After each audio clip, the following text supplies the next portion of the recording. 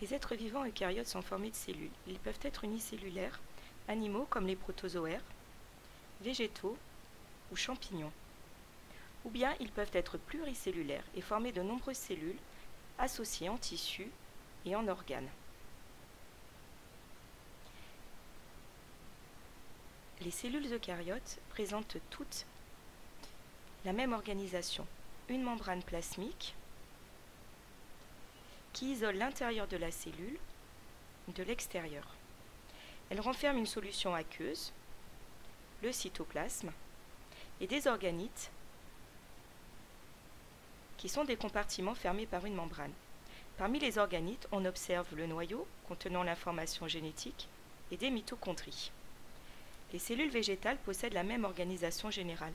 Elles ont en plus des organites qui contiennent de la chlorophylle, appelée chloroplastes, une vacuole qui contient de l'eau et jouxtant la membrane plasmique, une paroi cellulaire. Chez les eucaryotes pluricellulaires, le patrimoine génétique s'acquiert lors de la fécondation, apporté pour moitié par le spermatozoïde et pour moitié par l'ovule. Pendant le développement embryonnaire, les cellules se spécialisent.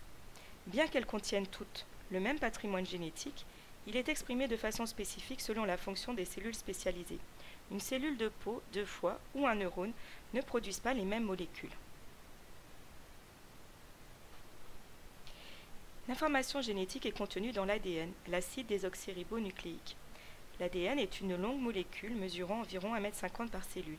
Il est formé de 2 brins enroulés en double hélice, liés par des liaisons hydrogènes. Chaque brin est constitué d'un enchaînement de nucléotides, au nombre de 4, qui ne sont pas liés au hasard. L'adénine est toujours liée à la thymine, la cytosine est toujours liée à la guanine.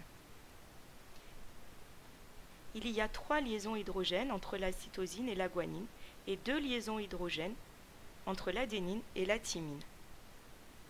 La structure particulière de l'ADN fut mise en évidence par 2 chercheurs, Crick et Watson, avec l'aide de Wilkins en 1953.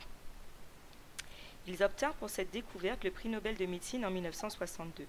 Cependant, leur prix se révèle moins glorieux qu'on pourrait le penser. Pour établir leur modèle, ils ont utilisé et volé les travaux de Rosalind Franklin et ont reçu leur prix Nobel sans jamais mentionner son nom. Les chromosomes peuvent être représentés avec une seule chromatide ou 2 chromatides.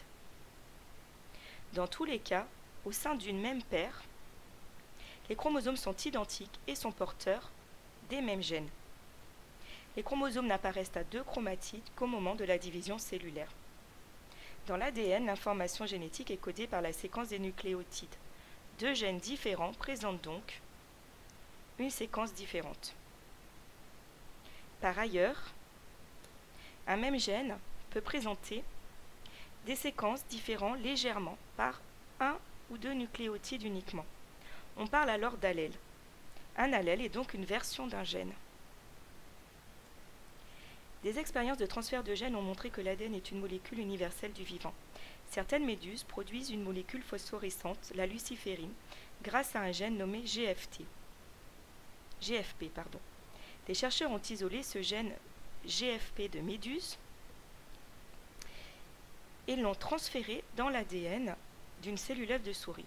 Après implantation dans l'utérus d'une souris porteuse, cette cellule se développe en embryon et on obtient une souris qui produit dans certaines de ces cellules de la luciférine.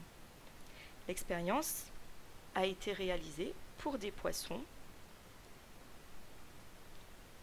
ou même des plantes. Ces résultats montrent qu'un fragment d'ADN d'une espèce donnée peut s'insérer dans l'ADN d'une autre espèce et garder son rôle de molécule de l'information génétique.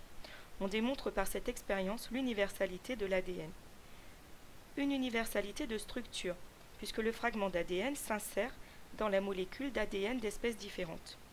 Une universalité de fonction, car les êtres vivants transgéniques produisent de la luciférine de méduse, ce qui implique que le gène de méduse a été compris et utilisé par les cellules de souris, les cellules de poisson ou les cellules de plantes.